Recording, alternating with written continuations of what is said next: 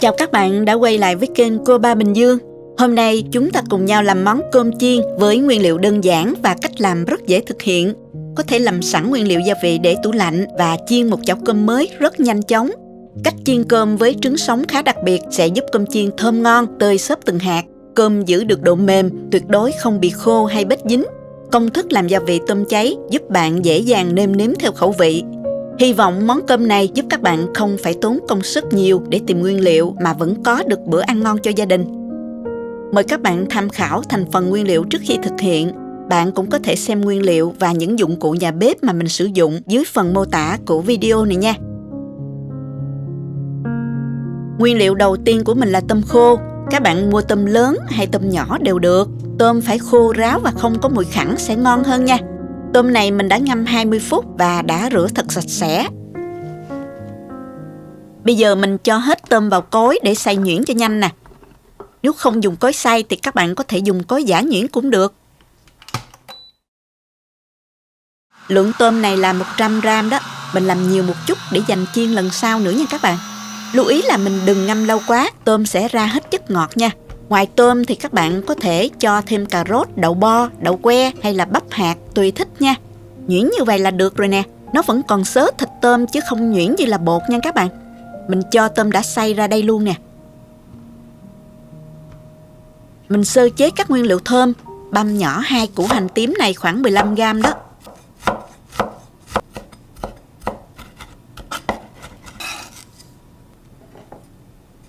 Và mình băm thêm 3 tép tỏi nữa nha các bạn.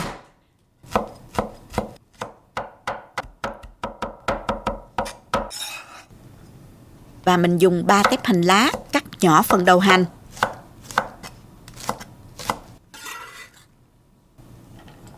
Xắt nhỏ phần lá hành để riêng.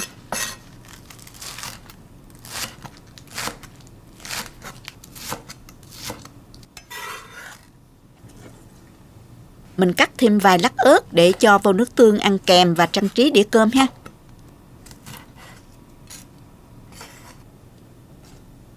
Tiếp theo thì mình sẽ cháy tôm. Cho vào chảo 1 muỗng canh rưỡi dầu. Cho 1 muỗng cà phê hành tím. 1 muỗng canh tỏi băm vào, xào lên. Khi nghe mùi thơm thì mình cho hết tôm xay vào, cháy lên nè. Mình để lửa dưới trung bình nha các bạn. Trộn đều lên ha các bạn.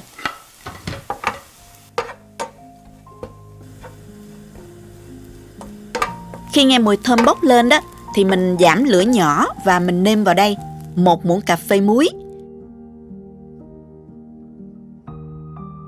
1 muỗng rưỡi cà phê bột nêm, 1/3 muỗng cà phê bột ngọt. Bạn nào không dùng bột ngọt thì mình không cần cho cũng được nha. 1 muỗng cà phê đường và nửa muỗng cà phê tiêu. Xào đều lên cho gia vị tan ra.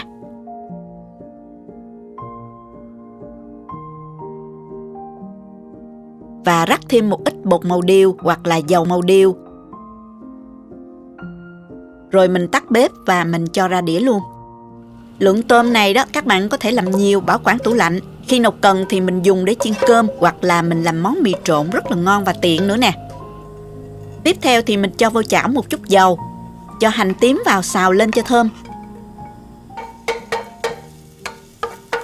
Rồi mình cho tôm tươi vào xào. Mình dùng để trang trí món ăn thêm đẹp mắt hơn. Các bạn hoàn toàn có thể bỏ qua bước này ha. Mình nêm vào đây một chút xíu bột nêm, khoảng 1 nhúm tay là được. Trộn đều lên, xong rồi mình tắt bếp.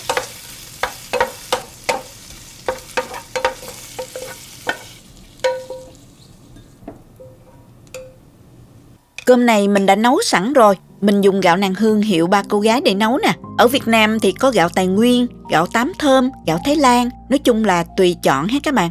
Yêu cầu là gạo phải nở xốp, mềm cơm, không quá dẻo là được nha các bạn. Để cho gạo rời nhau từng hạt khi chiên thì mình sẽ cho trứng vào cơm nè. Với 300 g gạo đã nấu thành cơm rồi thì mình cho vào 2 đến 3 cái trứng gà là đủ nha. Mình cho thẳng vào cơm như vậy. Và rắc thêm một ít bột màu điều hoặc là dầu màu điều cho cơm của chúng ta có thêm màu sắc bắt mắt ha. Trộn lên nha.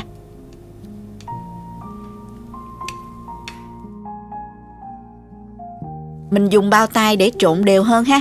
Đó là bí quyết chiên cơm đó các bạn. Sau khi chiên chín thì cơm rất là thơm luôn. Hạt cơm sẽ tách rời nhau, xốp ngon và tuyệt đối không tanh đâu nha, nên các bạn yên tâm. Công đoạn cuối, mình chiên cơm nữa là xong nè. Mình dùng chảo lớn cho dễ trộn ha. Cho vào chảo 1 muỗng canh dầu và cho hết hành tím còn lại vào. Thêm đầu hành lá vào luôn. Phi tất cả lên cho thơm.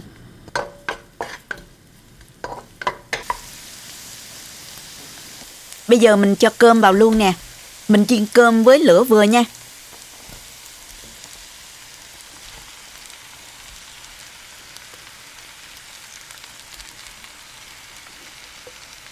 Dùng phới trộn đều.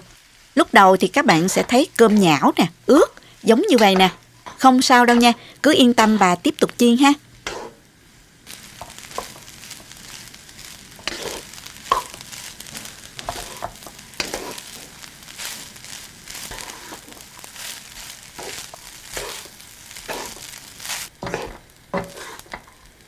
Bây giờ các bạn thấy cơm đã từ từ khô lại rồi nè. Khi thấy cơm đã tơi như thế này, các bạn giảm lửa nhỏ và mình cho vào đây 4 muỗng canh tôm cháy lúc nãy. Trộn đều lên. Mùi tôm cháy hòa cùng mùi trứng thơm quá các bạn ơi. Trong tôm cháy đã có gia vị nên mình không nêm thêm gì nữa nha. Và cũng tùy theo lượng cơm mà các bạn cho lượng tôm cháy phù hợp ha. Lúc này các bạn cứ thoải mái thử lại và thêm tôm cháy hoặc gia vị theo khẩu vị gia đình ha. Rất là dễ nêm luôn. Mình tắt bếp, rắc hành lá và tiêu nữa cho dậy mùi thơm nè.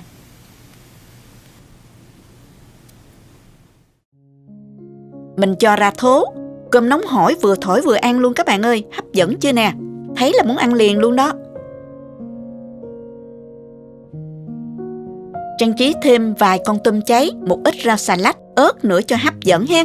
Nếu có thể thì các bạn thêm dưa leo hay là cà chua ăn kèm nữa càng ngon. Dọn cùng với chén nước tương với vài lát ớt nữa.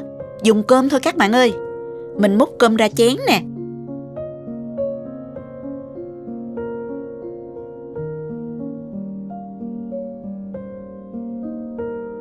Chan thêm một ít nước tương cay cay mới ngon nha. Cơm rất mềm và tơi. Vị bùi của trứng hòa cùng mùi đặc trưng của tôm cháy rất là thơm luôn. Đơn giản nhưng rất là hấp dẫn và đầy đủ dinh dưỡng nữa nè. Các bạn có thể làm tôm cháy nhiều, cho vào hũ đựng bảo quản tủ lạnh và dùng dần rất tiện. Có thể dùng tôm cháy để chiên cơm nè, trộn mì hoặc làm bánh tráng trộn hay là ăn với cơm nóng cũng rất là ngon. Bảo quản được 4 đến 6 tuần là an toàn đó các bạn. Chúc các bạn có bữa cơm gia đình thật ngon miệng nhé. Nếu thích cách chia sẻ, nhớ like, chia sẻ cho bạn bè cùng xem và bấm đăng ký để xem những video mới nhất của mình nha. Các bạn cũng có thể truy cập website cobabình dương.com để xem dưới dạng bài viết. Cảm ơn các bạn đã xem video. Chào tạm biệt và hẹn gặp lại các bạn ở video sau nha.